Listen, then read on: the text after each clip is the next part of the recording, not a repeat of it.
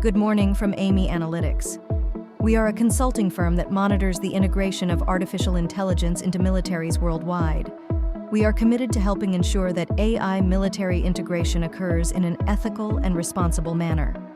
Every week, we provide an assessment of civil society commentary on the military integration of artificial intelligence through our weekly editorial alerts. We also highlight some of the most interesting and consequential commentary on AI military integration that was published in the past week. So with that, let's start by looking at our assessment of this week's commentary climate. This week, we assess the commentary climate on AI military integration as between neutral and pessimistic. Of the 5 commentaries highlighted in our editorial alerts, 2 were pessimistic, 1 was neutral, and 1 was optimistic. We highlight 3 commentaries in detail: 1 optimistic, 1 neutral, and 1 pessimistic. As will become clear, the highlighted commentaries point to a growing divide between those who see regulation of AI as critical to avoiding a bleak, dystopian future on the one hand, and those who see regulation as hampering the United States' global leadership in AI, to the benefit mostly of China. How can the United States maintain its AI leadership and ensure its dynamic and open approach to AI becomes the prevailing global norm? This is the question addressed by our first article, courtesy of the military news website Real Clear Defense, DOT.com. It was written by 3 prominent former government officials: General Joseph F. Dunford Jr., the 19th Chairman of the Joint Chiefs of Staff, Francis F. Townsend, former White House Counterterrorism and Homeland Security Advisor, and Michael J. Morrell, former Deputy Director and Acting Director of the Central Intelligence Agency, CIA. The authors outline a strategic approach for the United States to maintain its leadership in artificial intelligence, AI. The authors propose 4 core principles: innovation and openness, that is to say, emphasizing the need for an innovation-friendly environment that supports technological advancements and open collaboration. Principled leadership, which is to say, advocating for ethical AI development and use, ensuring that AI technologies align with democratic values and human rights.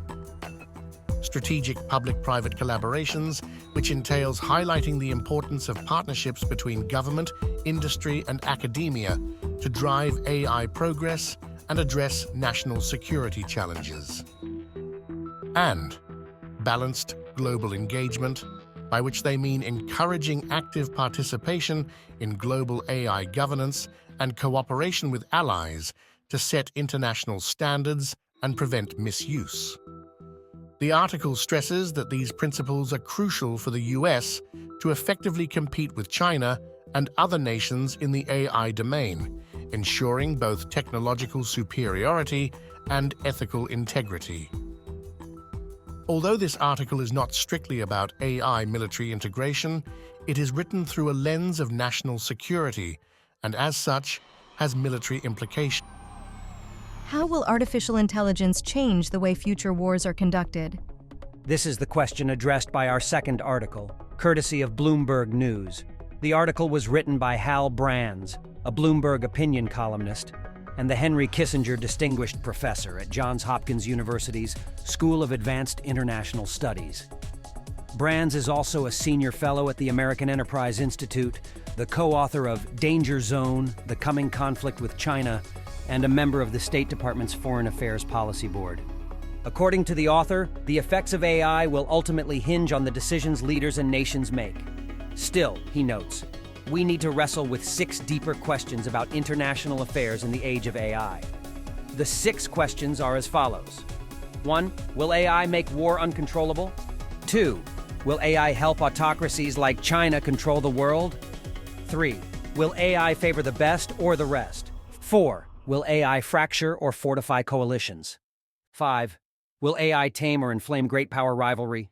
6. Will AI make the private sector superior to the public? Per the author, the answers to these questions are not predetermined. Instead, the answers will depend on decisions made by humans, especially in the United States. AI could hit a dead end, he notes, or it might accelerate beyond anyone's expectations. Ultimately, according to Brands, technology is not some autonomous force, and its development and effects will be shaped by decisions in Washington and around the world. For Brands, AI will open up what he calls both, quote, inspiring vistas and terrible possibilities. Will the transformative promises of artificial intelligence's military integration pan out? Or is this just another example of false promises that ultimately enrich the private sector and make the world a more dangerous place?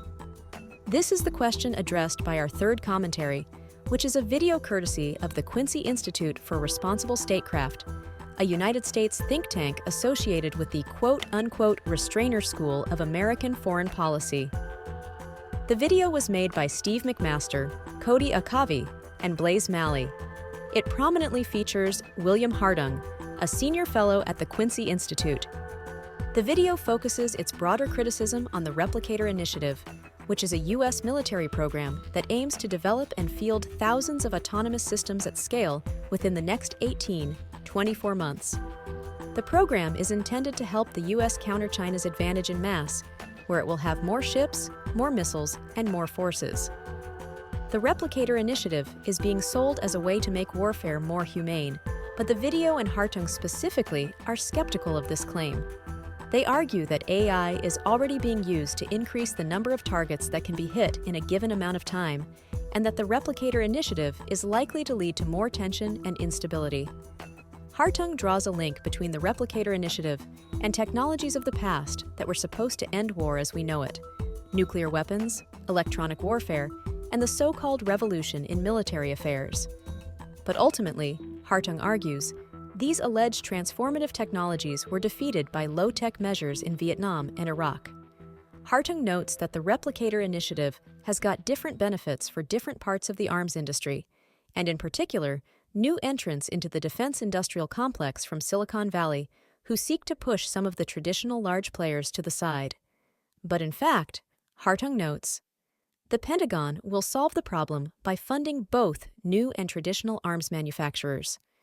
The integration of AI into military, Hartung notes, is being sold as quote-unquote antiseptic warfare, when in fact it's being used in the opposite way in Israel, to increase the number of targets rather than seeking to mitigate collateral damage. For Hartung, the time to worry about the consequences of AI military integration is now. As we can see, the debate over AI military integration is a lively and highly consequential one. That's all for now. Please tune in next week